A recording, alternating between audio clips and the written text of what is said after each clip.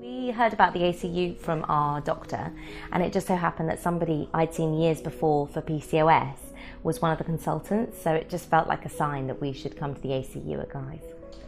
It was amazing. The doctors all sort of had a very lovely air about them, and I felt there was a real sort of I felt that when we went along to the unit there was a real feeling of can do rather than can't do, and a sort of let's make this happen as opposed to let's see if we can make this happen. I never got the impression that it was an impossibility. It was a possibility, and the language wasn't really if.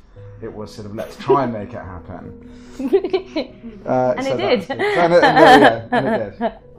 I would say own your journey. It's really up to you to do all the research. There's plenty of resources online, and we really took a huge amount of control over our diet. It's really boring, but it makes a massive difference.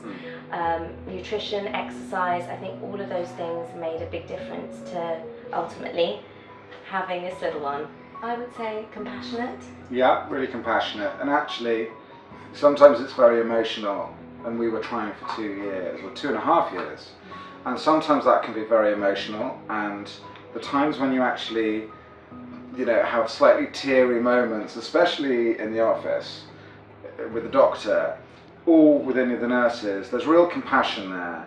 And they must see a lot of people coming in and getting quite teary, but there's never a sense that they don't have time for you, and they don't have time to talk you through it. Yeah, they never rushed us. Yeah, exactly. So there's, not feeling like you're one of 100 people today who's coming crying. They were amazing and very supportive. And created a real sense of hope. Yeah, which actually we needed a lot, because 2.5 years is quite a long time to be trying.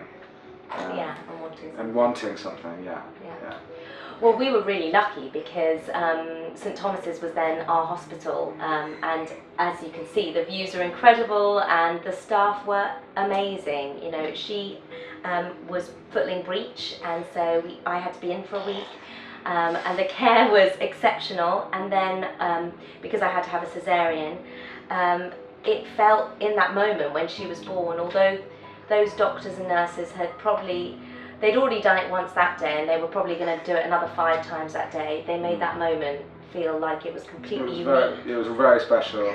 And actually, I am a photographer, and I took my camera in because I felt a bit helpless, because with a natural birth, there's lots you can do as a dad.